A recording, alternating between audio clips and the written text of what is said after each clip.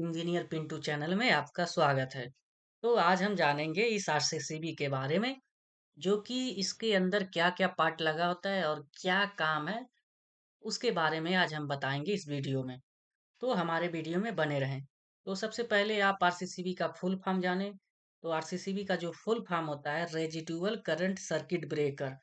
और दूसरा नंबर सबसे इम्पोर्टेंट है, बहुत लोगों के दिमाग में एक ख्याल रहता है कि आरसीसीबी जो है ये ओवरलोड प्रोटेक्शन भी देता है और शॉर्ट सर्किट प्रोटेक्शन भी देता है। लेकिन आपका अगर ऐसा सोच है तो ये आपका सोचना गलत है। ये दोनों प्रोटेक्शन नहीं देता है, ना ही शॉर्ट सर्किट प्रोटेक्शन ना ही ओवरलोड प्रोटेक्शन। इसका काम बस क्या है, अर्थ लीकेज और शॉक प्रोटेक्शन देता है। तो हम थ्योरी के माध्यम से एक अच्छे अच्छे से समझा देते हैं आपको।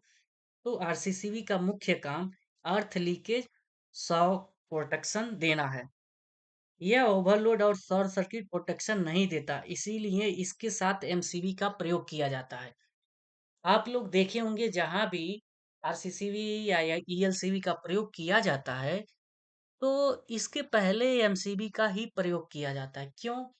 क्योंकि सम टाइम क्या होता है, कभी कभी मान लीजिए आपके मशीन में ओवरलोड या शॉर्ट सर्किट हो गया, तो ये ट्रिप ही नहीं होगा। अब ये ट्रिप नहीं होगा तो आपके मशीन में आग लग जाएगा, आपका मशीन जल जाएगा। जिसके वजह से सबसे पहले एमसीबी का प्रयोग किया जाता है, बाद में ईएलसीबी को लगाया जाता है। जिसके वजह से आपको 3 प्रोटेक्शन मिल जाता है। एक तो अर्थ लीकेज हुआ मशीन में तो भी ट्रिप हो जाएगा, शॉक प्रिवेंस प्रोटेक्शन, मान लीजिए किसी ह्यूमन को शॉक लग रहा है तो भी ट्रिप हो जाएगा। मान लीजिए मशीन में लीकेज है, कोई टच कर दिया तो ग्राउंड होगा और ट्रिप हो जाएगा। तो इसका सेफ्टी यही है। तो चलिए अब हम पार्ट के बारे में जानेंगे। ये जो होता है इनपुट, एक नंबर जो है इनपुट सप्लाई कनेक्ट होता है, जो स्क्रू दिखाई दे रहा होगा, ये आप लोगों को पता होगा। ये तो बहुत कॉमन क्वेश्चन है। और तीसरा नंबर कॉन्टेक्ट, सप्लाई को ऑन ऑफ कराते हैं। एक कॉन्टेक्ट पॉइंट होता है जो कि सप्लाई जब ऑन ऑफ करता है, तो जैसे ही हम ऑन करते हैं सप्लाई आउटपुट होने लगता है इससे। मान लीजिए जब आप ऑन करेंगे एक कॉन्टेक्ट मैकेनिज्म है, मान लीजिए जैसे इसको आप ऑन करेंगे तो ये कॉन्टेक्ट यहाँ पर लग जाता है और सप्लाई आउटपुट होने लगता है। और चौथा नंबर जो सबसे इम्पोर्टेंट बात है, चौथा नंबर है ना, एक कॉइल जो दिख रहा है ना आपको स्क्रीन पे, तो ये बहुत महत्वपूर्ण चीज है, इसको जानना बहुत जरूरी है। तो इसको बोलते हैं हम, इसका जो ये होता है करंट ट्रांसफार्मर होता है, जो कि फेज और न्यूट्रल के करंट को सेंस करता है।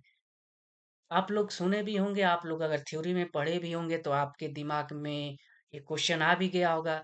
तो इसका काम क्या होता है, जितना अगर इनपुट यहाँ से करंट हुआ, मान लो 2 एम्पियर इनपुट हुआ, तो न्यूट्रल से आउटपुट भी 2 एम्पियर होना चाहिए। अगर थोड़ा भी 30 मिलियन का भी डिफरेंस आ गया एम्पियर में, तो ये क्या करता है, इसको सेंस करता है ट्रांसफार्मर और ट्रिप कर देता है।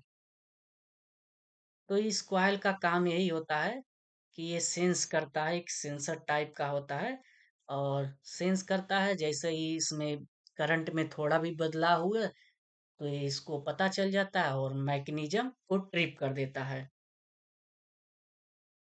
और हम पांचवा नंबर के बारे में जानेंगे। तो पांचवा नंबर जो होता है, ये ट्रिप मैकेनिज्म, ये वाला जो पांचवा नंबर दिख रहा है ना, ये पूरा मैकेनिज्म दिख रहा है ना, तो इसको हम बोलते हैं ट्रिप मैकेनिज्म। लीकेज करंट मिलने पर आरसीसीबी को ऑफ कराता है। जैसे मैं बताया ना, जैसे ही इसको पता चल जाता है ना, इस ट्रांसफार्मर को, हम करंट थोड़ा बहुत अनबैलेंस है, हमने 2 एम्पियर भेजा और 2 एम्पियर हमें नहीं मिल रहा है, तो इसको पता चल जाता है, तो ये क्या करता है, मैकेनिज्म को ट्रिप करा देता है। जिसकी वजह से जब मैकेनिज्म ट्रिप हो जाता है तो आउटपुट सप्लाई नहीं मिलता है। अब हम जानेंगे 6वें नंबर के बारे में, जो कि ये येलो कलर का दिख रहा होगा, इस पे भी लिखा है टेस्ट रेगुलरली। तो टेस्ट रेगुलरली का मतलब क्या है? टेस्ट बटन इसको बोलते हैं, येलो वाली लाइन को। आरसीसीबी सही काम कर रहा है या नहीं, यह चेक करने के लिए एक बटन दिया रहता है इसमें।